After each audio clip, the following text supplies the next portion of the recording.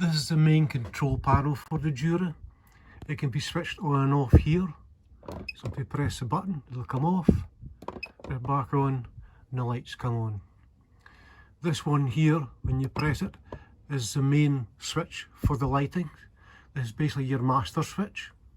This one here powers the water pump. For example, if the water pump is not on, then there won't be any power or water going to the taps or to the shower. So make sure this is on. Up here, this one here is pressed on. This is for the awning light for the outside. This one here gives you various levels, for example, to your water tank level and other information which you might want to see. This here tells you that the 240 volt mains power cable is plugged into the vehicle and the vehicle's charging. You can see here, this confirms that the vehicle's charging.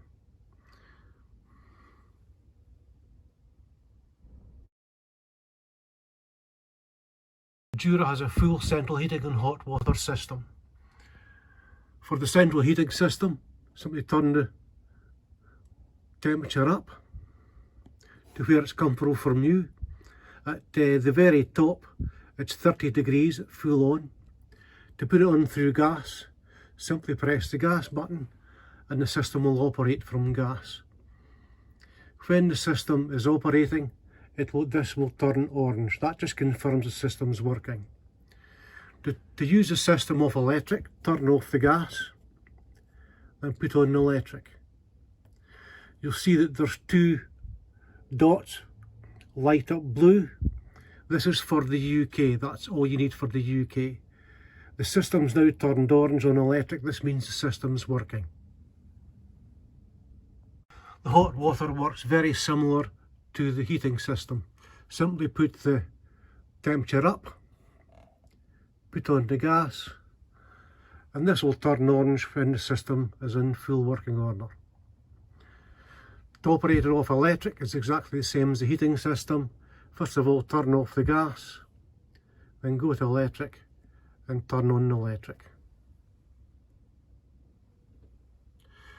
In the system, sometimes there'll be a lockout, sometimes there'll be a red exclamation mark here or here on both the systems. This means the system has locked out. All you simply do is press the reset button here and here, and that will reset the systems. If you wish to double check that the heating system and the hot water system is working, you can check from the outside by looking at the vents. This is the vent for the heating system, and you can hear the noise from the vent and also heat from the exhaust. Further along is the vent and the exhaust for the hot water system, which is here. Again, you can feel the heat from the system. This confirms that the system is all working. The gas tanks are located behind the back left-hand door and behind this cupboard. There are two tanks, the right-hand one and the left-hand one. Both these tanks will be full when you get the motorhome.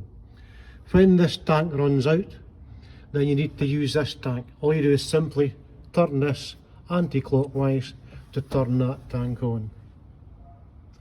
If, for example, this tank lasts you 6 or 7 days, then you know you've got 6 or 7 days to find gas to top up. To top up the motorhome with the tanks is down below the bumper. Here you'll find the cap. Remove the cap, and this is where to top up. Simply follow the instructions on the pump for topping up the gas system. All our motorhomes are fitted with electric flush toilets. The whole bowl can turn round, swivel either side to get a little bit more elbow room. If you lift up the toilet to open the system, you pull the lever to the right hand side, do your business. There's an electric flush, press the button here, that flushes the toilet, and you can then close the system again and put the lid down. Here is a red light.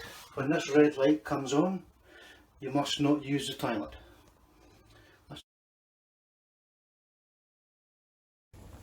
To empty the toilet cassette, open this up. This is your chemical, which we'll leave here. Lift this small lever here and pull the toilet all the way out. To empty it, turn this round, unscrew it, press in the air button and empty the toilet. When you've emptied the toilet, put fresh water back in here, give the toilet a good swirl around, empty it again and keep doing this until the water runs clean. When the water runs clean, put chemical in here. There's a dosage of how much chemical to put in on the bottle supplied with the motorhome. Push this all the way back until it clicks and you can hear this here. If, for example, when you come to remove the toilet unit and it won't remove, check that the toilet is in the closed position in the inside of the motorhome.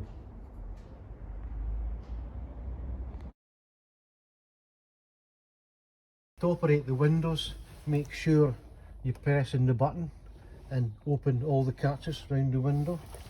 This again just opens up. Push the window away from you and simply tighten up here, and this will tighten the window and it will stay in the desired position. Always have to close it the opposite way. The windows have two sections on here. This one here, where you see the window closing now, is the window properly closed. Sometimes it's easy to get the window in the middle section, which doesn't close the window and lets water in. So make sure the window's pulled tight and closed like that. To operate the blinds, simply pull down this blind here. This is a fly screen. And for your night blinds, simply pull it up. We ask that children are not allowed to use the blinds because they do often get broken when kids use them.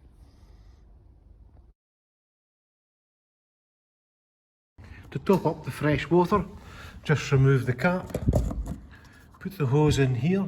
There's a hose supplied with the vehicle. When the water starts gushing out, that means that the tank is full.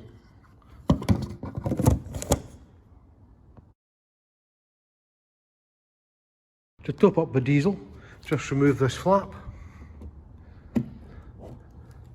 use the ignition key, insert the ignition key in, turn it anti-clockwise and remove the cap. Just reverse the procedure and the cap is locked.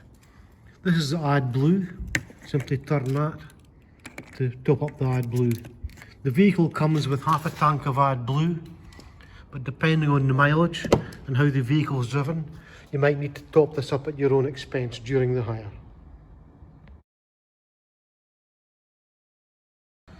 The mains electric is plugged in here. This gives you 240 volt power to the motorhome.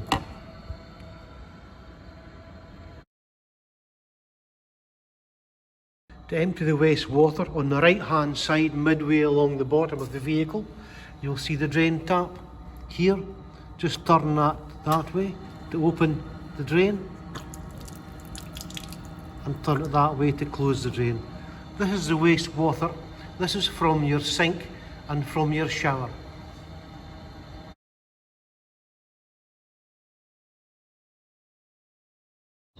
Just before you drive off on your motorhome on your holiday, we'd like to make you aware of 4 points that some customers have problems with. The first one is the width of the vehicle. You'll notice that from this corner here, the mirror, to this corner mirror here, it's an extremely wide vehicle. We lose about 30 mirrors every year from the motorhomes. The mirrors do fold in, so you can actually pull each mirror in from each side to make the vehicle less wide.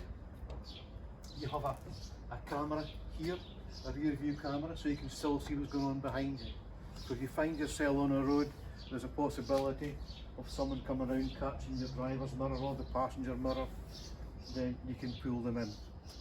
Just beware that on single track roads that there is parking places, and just be careful not to slide off into the soft ditches in the passing places. Also, if you're on a road and there's no white line across the middle of the road, that's a warning to you, the road's not wide enough for two large vehicles. So just to make you aware of that. Can just make you aware, the second thing, and one of the most important things, is when reversing the motorhome, not to use the camera. The camera doesn't give you a full view of what's actually behind you and how close it actually is. So when you're reversing the motorhome, always make sure the passenger comes out and guides you. The passenger should be able to see your mirrors, that way they can guide you back without doing any damage. This is extremely important, and it is annoying for us when someone brings a motorhome back with the back end damaged because they didn't get out to get a guide. Please get a guide when you reverse a motorhome. Number 3 is to make you aware of tail swing. Tail swing is when you make any adjustment on the steering wheel. Any adjustment you make on the steering wheel, this will swing out. To give you an example, we take the distance from the middle of the wheel here to the end of the motorhome. The tail swing in these vehicles are 1.5 metres. What that means in reality is that if you take 1.5 metres from here to here, if there was a car in here, this area here, when you turn full lock to the right, this will swing out to here and would hit the car. So you need to make sure you're at least 2 metres away from anything when your vehicle turns.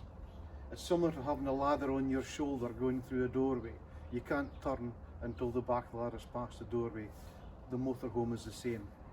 Also remember, the fuel, for filling up the fuel's on this side. So when you're going to fuel up, don't drive in like you would with your car. Stay at least 2 metres away from the pump. This means when you drive out, you're not going to hit the tail end with the pump. It's quite common to get this corner of the motorhome damaged, so just to make you aware of that.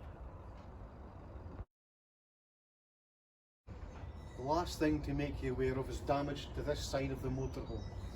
It's usually caused by getting too close to branches and trees. Bear in mind that Scotland is full of trees and branches, so you need to be very careful. Anytime you pull into a lay-by or off the road or on campsites or narrow roads, you need to be aware of the damage that trees can do to the side of the motorhome, especially the acrylic windows. If these windows get damaged, they are expensive to replace and they're very easily damaged. So please be aware of that. Nor with the driver's side, we don't get any problem with the driver's side normally. It's always the passenger side. It's important to make sure you stay away from the trees. That's the last thing to tell you about on the motorhome and the possible problems you might encounter. This is to try and avoid these problems. So hope you have a nice holiday. Thank you.